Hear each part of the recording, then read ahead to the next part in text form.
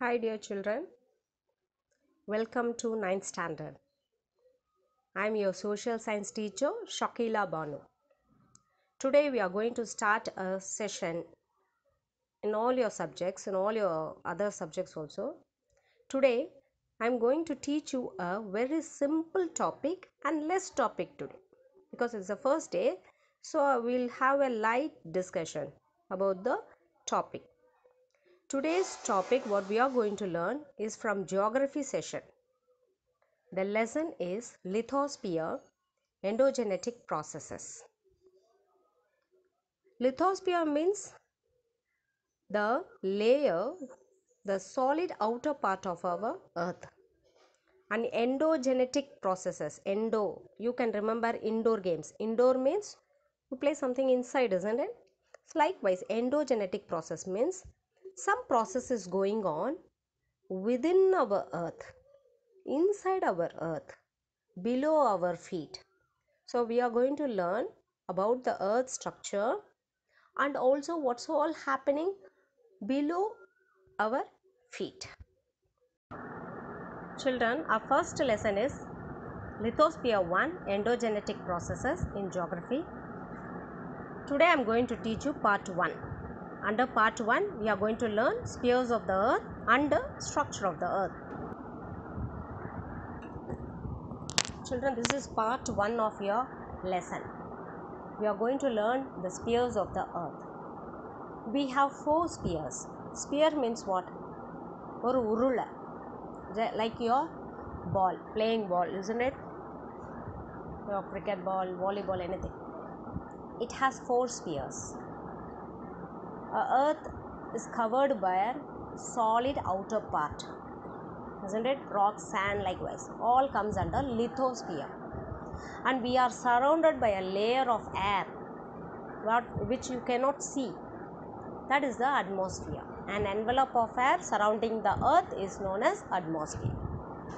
And on earth, here and there you can see rivers, lakes, sea and ocean. That's all covered up with water. So that comes under hydrosphere. Hydro means water. And there's a new technical sphere, biosphere. Bio means life.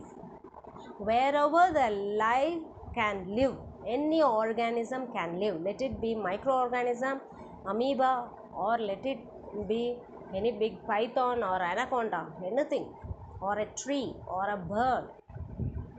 If it can live on a layer of earth, that portion is known as biosphere. There's a fifth small portion known as pedosphere. Pedosphere is made up of soil and dirt, and it is a junction. Junction means some joining point of lithosphere, atmosphere, hydrosphere and biosphere. So these are the 4 spheres. I'll send you the picture and also the terms. Children, now we are going to learn about the structure of the earth. Earlier we saw the spheres of the earth. Spheres means layer, how they are, what are the layers found on the earth. Now we are going to see structure, how it is made up of. You take a boiled egg as an example, vega vecha mutta or a mango. The outer layer of an boiled egg is brittle and solid, isn't it? Mutta odu, avicha mutta odu brittle irukku illaya. The same way, the structure of the earth, the outer portion is harder. The outer layer of the earth, on this hard layer only we live in. It is the skin of our earth. Okay, the depth, that means how much deep it is from our foot. It is 5 to 30 kilometers deep. If it is land, continent means very big land mass where we people live, that is made up of nearly 30 kilometers depth, full of soil, sand, rock, likewise. But in the ocean and other region, outer part is filled with water, isn't it? So the lower part is just 5 kilometer, likewise only you have width. So you take only the outer shell of an egg, that is the crust of the earth. Children, in this crust there are 2 important elements of crust, 2 minerals found more in this crust, outer layer. In the pictures I have shown you 3 pictures. The bluish color is the water content, ocean and seas. The green brown part or the land content. If you have too many plants, it is greenish color. If it is rocky and very desert like, it will be brown or yellowish in color. Whatever it is, people live on them. So we live on the continents, the other portion is the ocean. Okay, what is found on these crust? Crust means not only the land portion what we see, it is a small layer which runs under the ocean and the sea also. Okay, two important elements, minerals we see, they are the silica and the alumina, SiAl. So it is Sial. The crust is otherwise known as Sial. The inner portion, that is the white part of your boiled egg, vellakaru, that you can refer it as mantle. Mantle is thicker than the outer cover, isn't it? Outer and the male oda vida, that white portion is thicker, isn't it? Very much bigger. So it is nearly 2900 kilometers thick, and it has two main elements in them. One is silica and magnesium. So that is termed as SEMA. And the part of this mantle, outer portion which touches the crust, is rocky in region, while it is inside it is molten form. Molten rock means like your ragi kanji, ragi porridge. Mummy is preparing satamav kanji, they prepare, no, the same way it will be.